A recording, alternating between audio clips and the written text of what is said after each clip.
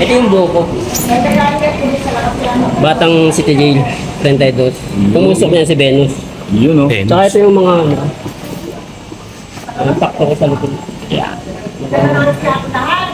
Mga patunay yan, mga kalugar. Ang tawag yan, Yor? Patunay? Patunay.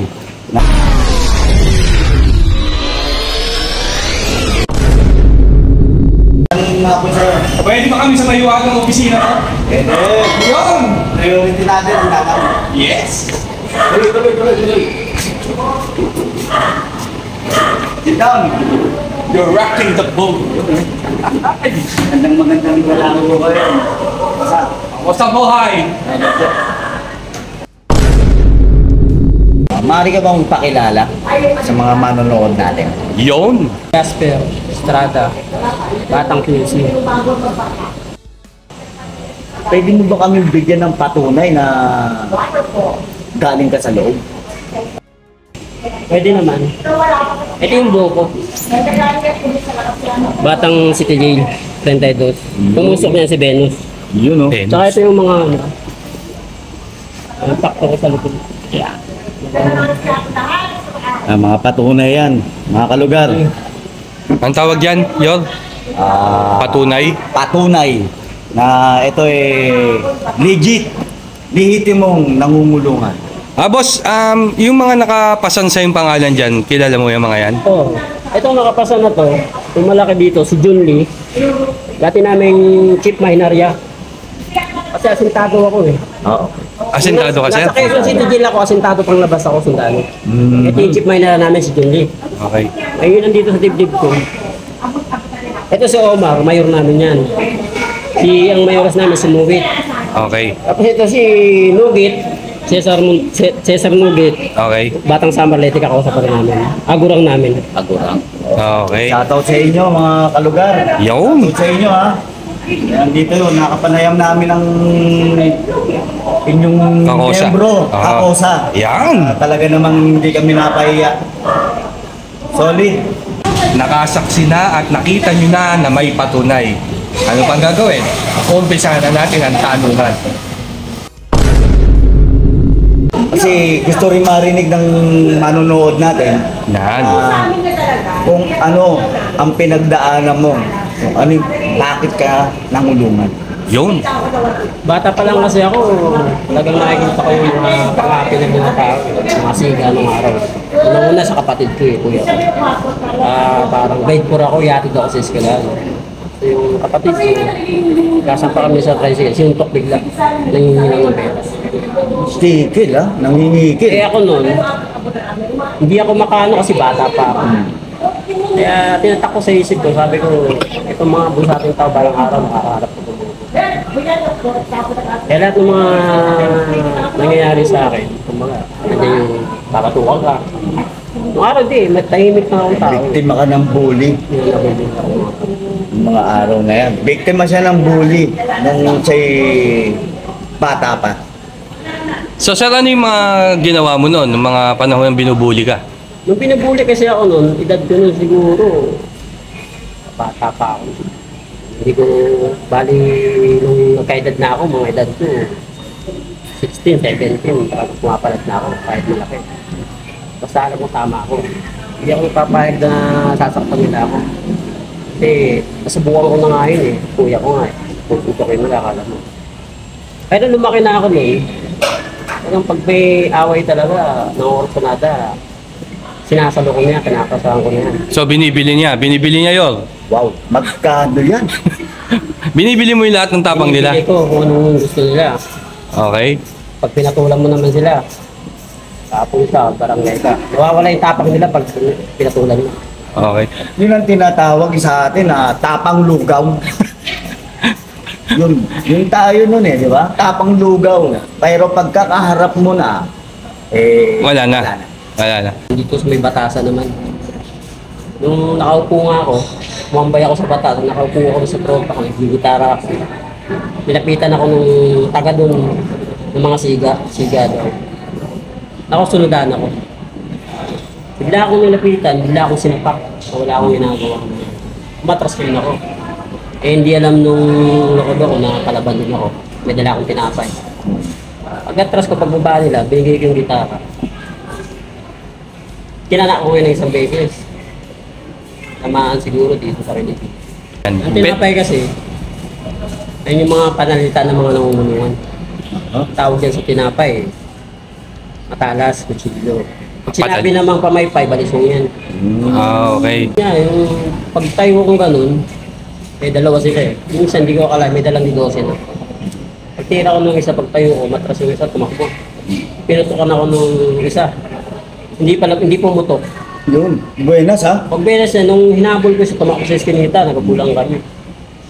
Eh, pumasok na sa kanila. Lumarga na nga, bumatching ngayon ako.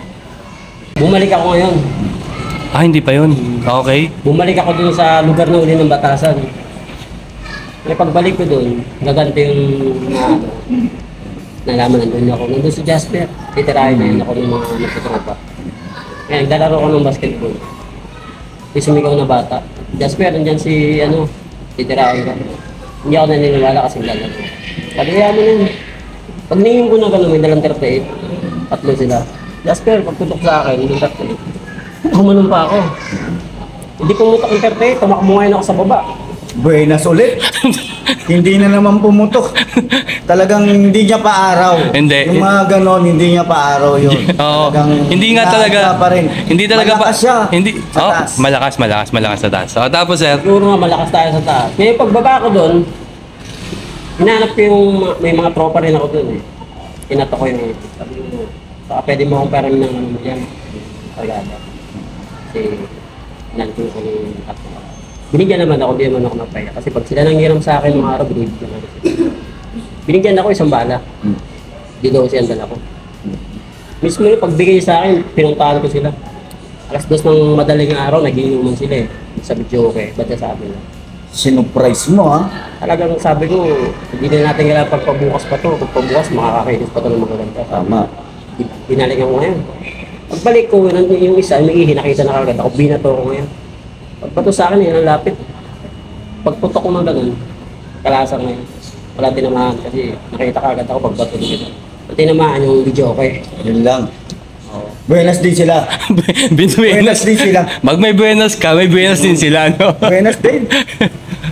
Ayun yun, pag ano na yun, tulog ako dun sa tropa ko.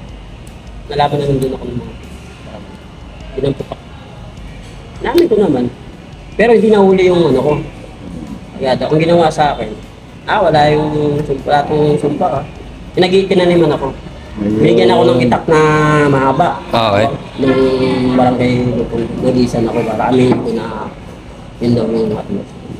Sabi ko naman, ba't aminin ko? Di naman akin yun. Saka hindi ako nagdadala ng ganyan. Eh, kilala sila doon. Namin ko na lang. Bakit niya napili ang Batang City J? Ayun, medyo maganda yan. Nagang. Yun. Bakit nga po ba Batang City Jail? Una kaya ako napili yung Batang City Jail 32. Kasi galing ako sa Puno. Baga yung tatay ko din. PCG ko lang tatay. Tatay mo BCJ din. Wow. Galing ha? Yung tatay ko, yung kaso niya, murder. Kaya yun din sa abusadong mga tao. At ako mismo ang saksi na yung nagbigay ng armas sa tatay ko para tirahin yung tao. Bata pa lang. Nangyari kasi doon, alam nung araw kasi, Marites, di ba? Puso pa rin ngayon. Marites. Ang araw kasi, tatay ko, ex-army yan. Eh, may armas pa yung tatay ko. Kaya yung kinuha ng tao, sabi, pulis daw, pero wanted pala.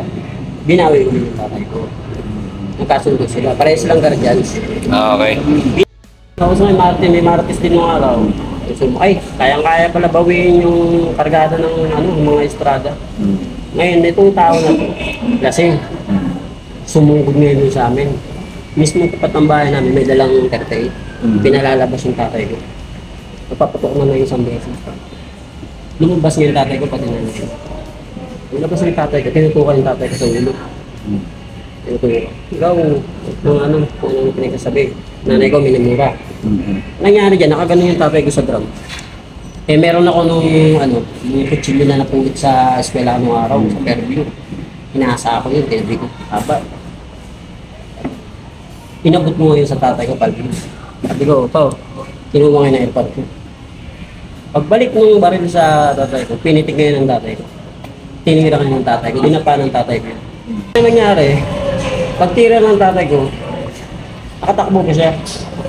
Eh, hindi makapagsubong sa pulis, gawa lang ano ko pala, may atraso rin pala. Ayun, may mga kaso rin May kaso pala. siya. Ngayon, kusang sumuko yung tatay ko sa police station. Kasi self-defense ang nangyari. Self-defense. So, isa yung tatay mo sa kadahilanan kung bakit ka nagbatang city jail. Ganun na nga. Dahil kasi BCG talaga tatay ko yun. Tsaka So, yung mga... Siyempre, papasukin ko yung landas ng ano, gawa lang. May mga tao talaga na... Nung nangulungan ako, bagito pa ako nun. Hanggang sa presinto pa lang. Diyan sa Ace, Batasan, nagmayor ako dyan. First time ko mangulungan talaga. Sa ibaya ako ng Quezon City Jail. Hanggang pagpasok mo dyan, hindi ko alam. Kinalbo ka agad ako doon. Sa Quezon City Jail. Bagong commit eh. Okay. Bagong commit ka, talagang kalbo ka. Kalbo ka talaga. Pasok ka doon. May naging katungkulan ka ron? Sa akong ano dyan, banday pinto ako, asintado pang labas ako. Sundalo pang labas kung tawagin. Asintado kasi, ikaw yung nagpo-protect sa mga kakosa mo. Nandun ka sa labas, nakaupo ka dun sa brigada. Okay. Protektahan para saan? Pagkaya ng halimbawa, magkaroon ng rayo, gulto.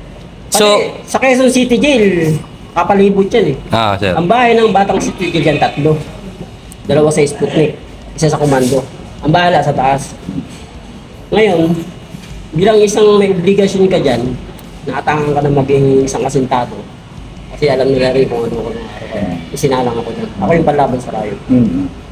Paglabas ng mayores, kailangan i-escortan mo. Pupunta ng kabilang brigada, tatayo kayo dyan, ihahatid yung mayor na malinis. Walang galos, walang tama. Kasi madadaan naman yung mga kalabang pangkat, di ba? Mm. Ngayon, babalik na kayo. Iba naman maghahatid doon, yung mga asintado rin. Bawat brigada namin, may mga asintado pangkatas. So, napalabang ka ba naman riot dyan sa loob? Yung wala akong dinanas na rayo, pero muntik na. Talagang harapan na lang. Kasi pag nagkaroon ng rayo doon, segundo lang may babagsak sa plaza. Mm. Hindi na kailangan na kahit magkakilala kayo sa laya, pero pag sinabing magkalabang pangkat, Talagang nagbabakan talaga, no? buwis buhay talaga. Sinalang ako dyan kasi unang-una ako eh. Kaya balik na rin ako ng Quezon City ng kaya sinalang nila ako. Tsaka alam nila, depende naman sa kaso kung aalamin nila bago kayo sa atin dyan. Tirador ka sa raya. O dito ka, pwede ka, tirador ka, di ba? Ganun yung sistema. Ito, Marami akong natutunan eh, sa pagiging asintado ko. Unang-una, respeto sa sarili. Pangalawa, respeto sa mga kosa, sa mga tao. Hindi ko na asintado ka, pwede kang tumira. Hindi ka nang larangan ng isang asintado. Ang iniingatan din yung pangkat. Pangkat ang iniingatan. Hindi mo pwedeng suluhin na ikaw ang titira. Hindi mo pwede yan. Kailangan alam ng lahat yan. Kaya marami akong natutunan sa mga larangan ng una. Talagang diyan ko naranasan yung nasa laya ko. Kailangan marunong ka magbasa ng letra. Bawat tao na nakakahabilo mo, alam mo kung gagalawin ka o hindi ka. Kailangan maging matalas. Numero ako bumalaw. Alam ko, kaya kong depensa sa sarili ko. Hindi ako nagpapapel. Sabihin, okay, time man ako, galangin mo. Isa lang sabihin mo dyan. Tayo parehas tayo na masukan dito. Na gano'n. Kahit naman pa, datapa ako. para sa akin, isa kang magandang ehemplo ng BCJ 32. Lasa at sistema ng rancho ron, anong itsura? Ang rancho ka dito sa Quezon City, ikaw depende sa'yo kung lulutuin mo. Bibigyan ka ng isda, kalahating isda eh. Okay. Prito mo, kung ano gusto, paksin mo. Minsan talagang wala talagang mga kasin, walang bechin. Yung lasa. Okay lang, hindi walang lasa, pero pinagtitiisan na lang namin para magkalaman yung sikmura. Talaga. Ganun naman Tis-tis talaga. siguro eh. Kasi kasi sa hindi ka kumain, magkasakit ka naman, di ba? Nakakataon lang naman yan pag yung halimbawa wala kang dalaw. Ah, Ayan. Pero pag may dalaw ka naman, nandiyan yung grocery, nandiyan yung mga pampalasa. okay. Yung bibira, yung na ibibigay sa inyo, pag niluto mo, magkakalasa. Okay. Ayos. Sistema ng tulugan. Yung sistema ng tulugan dyan, ako kasi bilang isang asintado, may kubol kami. Okay. May sarili kami tulugan. Para sa asintado to. Pribileyo. Ngayon sa mga walang tira o ano man, nasa basilyo yan. O yan basilyo. Tabi-tabi yan. Dikit-dikit silang nakaiga. May kanya-kanya sa pila. Okay. Ibig sabihin, para silang sardinas na nagsisiksikan doon. Ganun. Yun yung mga walang tira. Pero pag nagkaroon ka naman ng katungkulan May doon, tungkulan ka doon yun. Nandun ka sa may kubol. Minsan sa isang kubol, 4 kami natutulog. Kasi naman kami. Tatlo. pero mas okay na yun kesa sa basilyo. Maayos naman sa basilyo kasi ang BCG kasi hindi rin naging pabaya sa amin. Ang lalo yung mayroon namin. May electric pa na malaki. Meron naman din amin. Ayos naman. Okay. Buyon kung tawagin yan, di ba? Sa buyon naman, yung paliguan, iba kasi yung ano ng may tungkulin, iba yung walang tungkulin. Ay, yung may tira. Oo. Oh, yung may tira, yung may tira. Doon ako naliligo sa Mitira. Diba, sintado ka. May nariya ka, doon kami naliligo. Ngayon yung mga walang tungkulin, doon may sarili silang ano. Doon naman, pipila kayo. Sa bawat buyon, may bantay buyon yan. Tinatawag. Kailangan, pag ligo mo dyan, maayos ka. Wala kang iiwan na dumi. Malinis yung buyon na iiwanan mo. May patakaran din na sinusunod na kailangan gampanan. Hindi pwedeng ligo lang. Doon kasi sa buyon ng walang obligasyon, meron yung parang, alam mo, lababo, Okay. na stock ng tubig. Alam mo, swimming pool. Tatapo ka lang doon. Ngayon kailangan may dala kang sabon, may tapo ka. Tatapo ka lang doon. Nagkataon doon na may tumalon doon, parang swimming pool. Paglabas, takal. Bawal kasi babuyin yung ano yun. Sinasabi nilang panakal eh, nakatingin ka ba niya? Nakatingin mo ko na yung panakal na yan. Wow. Yun yung pagkakataon na nangutang ako sa tindahan, tapos nangako ako. Sabi ko, babayaran ko pag may dalaw ako sa linggo. Kasi pag nangako ka sa bantay tindahan, kailangan ko pa rin. Kataon, hindi ko nabayaran kasi hindi ako nadalaw. Masakit eh. Yun yung masakit. Sa isa pong nangungulungan, sa Napaka-importante talaga nun. mamasukan, eh, importante po talaga ang dalaw. Dapat doon pag nangako ka, bayaran mo talaga. Bayaran, Dahil pag hindi, kakal. naka. Ang saklap mo.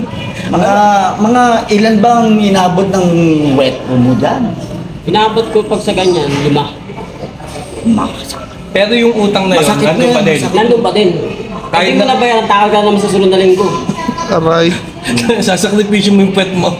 Talagang ganon. Kasi isa yun sa mga rules nila eh. Eh, siyempre, hindi naman natin kagustuhan yung talagang hindi dumalaw ang ating mga mahal sa buhay. Eh, nakaligtaan. Ganun.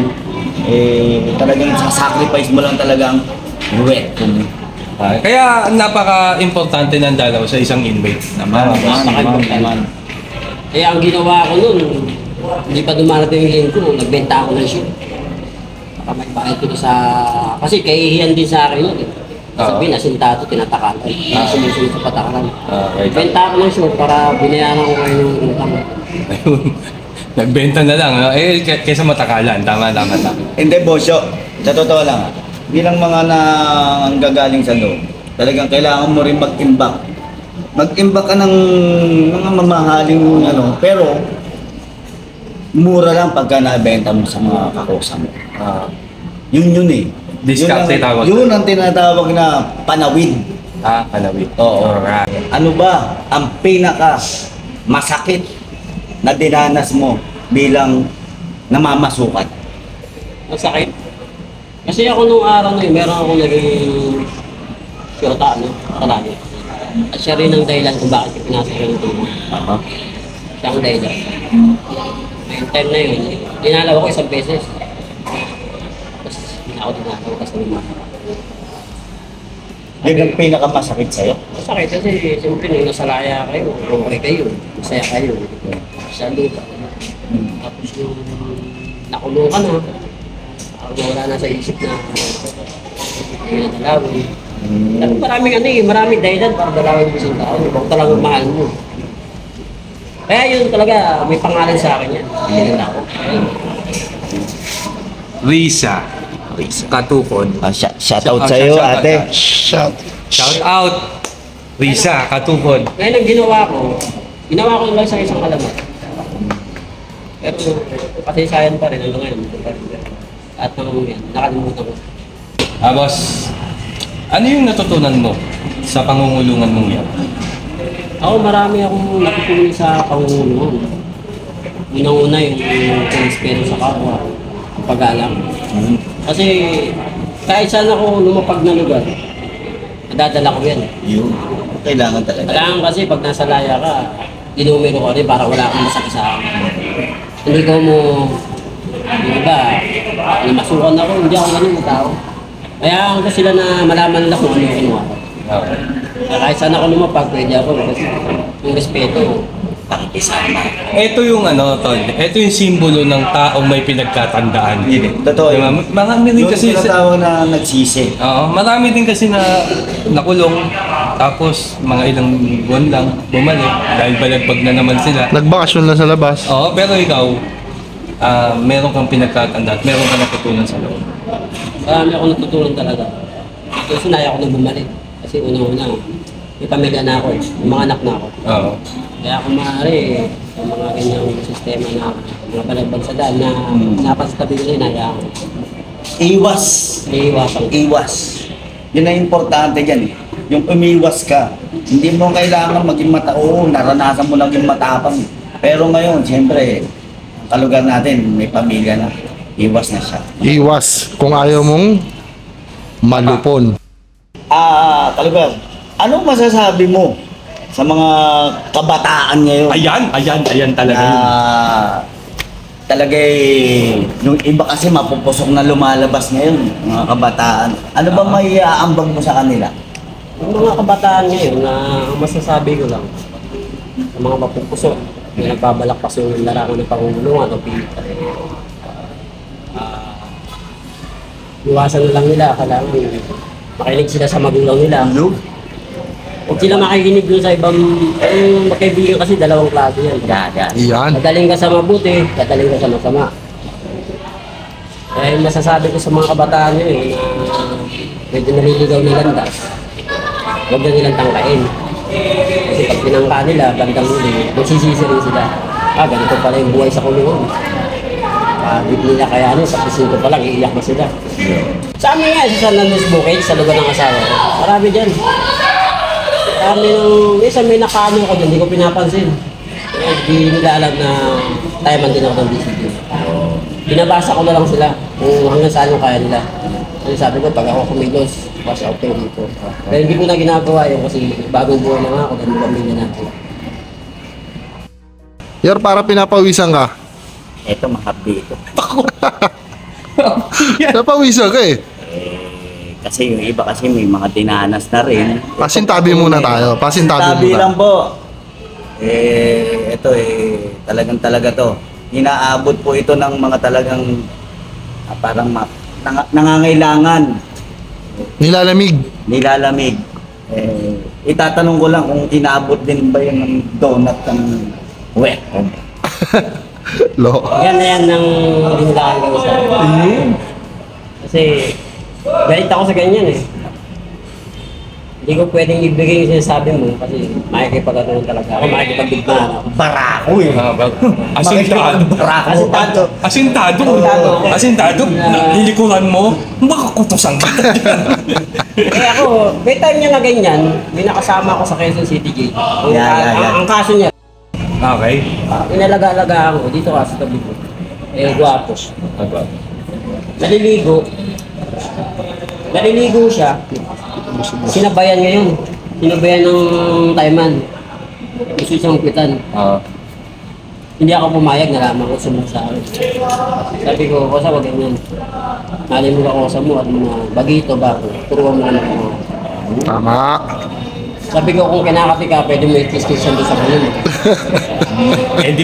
Pwede mo nung gasain yung sarili mo. Pag ka na naman may wisyo ng tao. Kasi pag di niya sinunod yung sinabi ko, pag naka-duty ako, hindi ko siya palalabasin ng brigada eh. Kahit na tayo man siya. Si Maria, ang pinaka-the best na Kaibigan.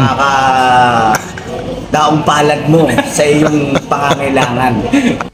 Ano boss, nangyayari pa rin sa loob yung tinatawag na likutan na yan? Nangyayari din yan kapag gusto rin niya. Okay. Ayun. Oo. Nagpapaalam. Yan.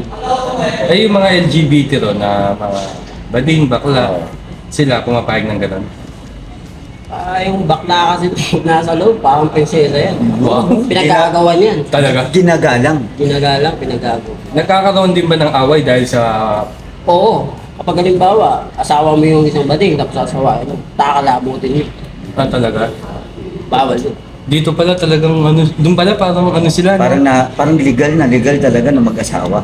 Talaga? Ito yung sinasabi ko, mag-asawa Yung talaga. si Lailani yan, yung kilala ko, yung batang kubaw yan. Okay. Yung Lailani, nababasa niyo. Yan, ano Yan. yan, is-convict din yan. Okay. Ito mabait to, naging ano ko siya kasi yung porterero dati dyan sa Quezon City G. Patigit ko. Yun yung asawa niya, porterero. Pag nililigawan to, pag tingin ng porterero, umaalis yung kausap. Kasi alam na mangyayari sa kanya, takal. Pag marami ka raw tato na pinagdalawan ka sa loob. Sabi nila pinaglaruan, pero hindi totoo yun eh.